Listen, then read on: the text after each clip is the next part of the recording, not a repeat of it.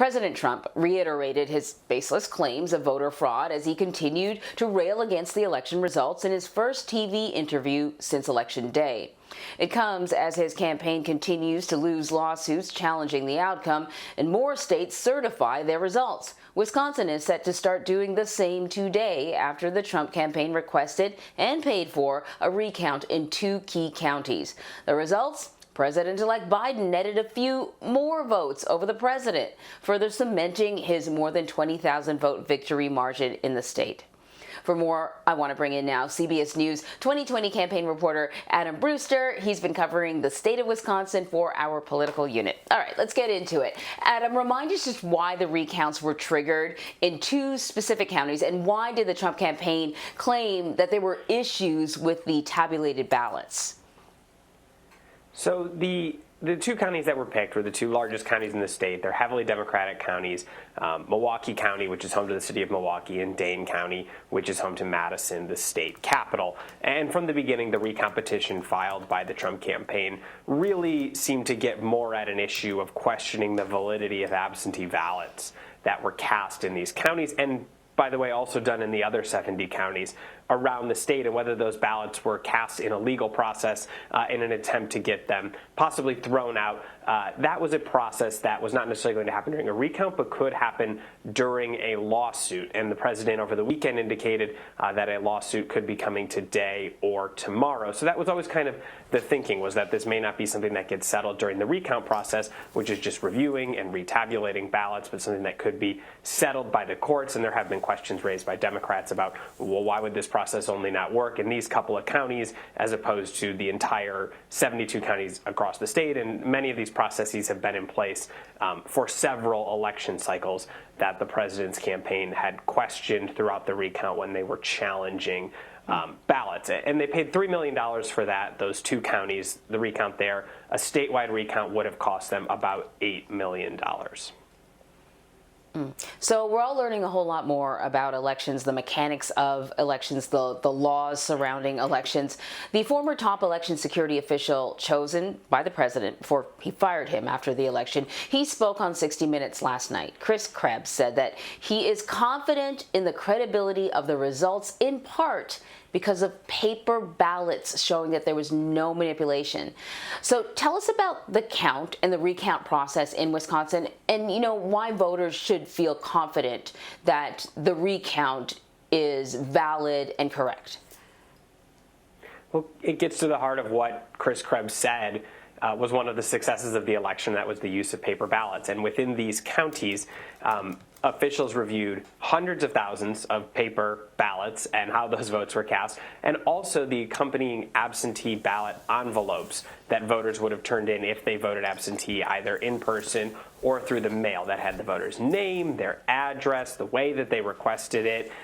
In Wisconsin, you have to have a witness, so it would also have the witness's information. Some ballots ended up being thrown out because someone forgot to possibly sign, or there was certain information that wasn't there and they were improperly counted, so it did go through, and some ballots were removed.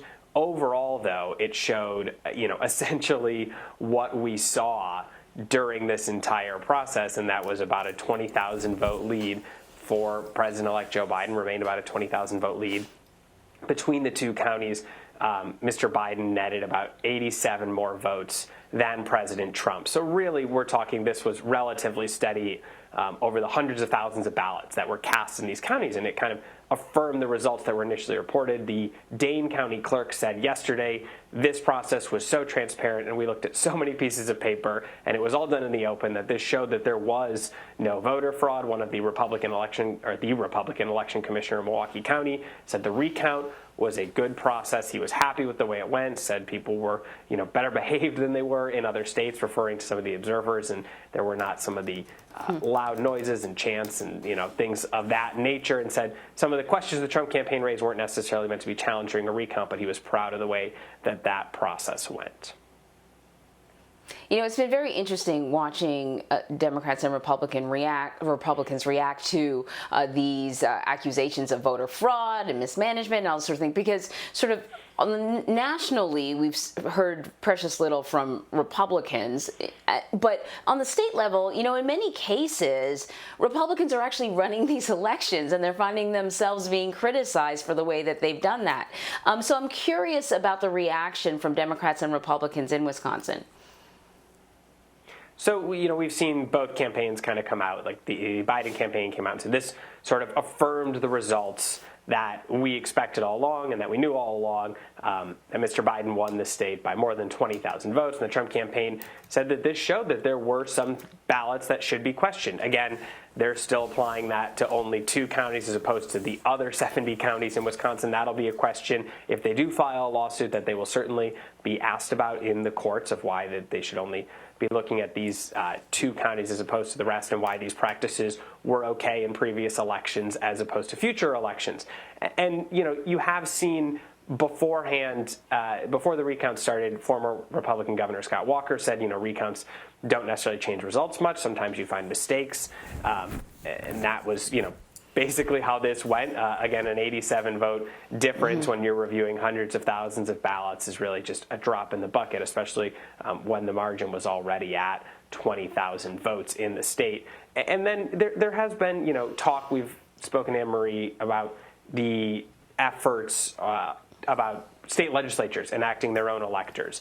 The Republican Assembly Majority Leader in Wisconsin yesterday tweeted out a headline from a local paper in Wisconsin that was looking at whether that's even possible in the state.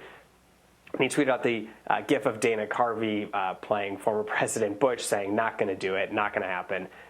So kind of shooting down that idea that we've seen floated in other states. So that was one reaction we got from Republicans yesterday, saying that that's not something that they have interest in the state legislature. Very good. Just to sort of reinforce the point, mistakes different than fraud. Mistakes happen. Fraud is a deliberate attempt to mislead, and that's not what we're finding over and over again. Adam, thank you so much. Thank you.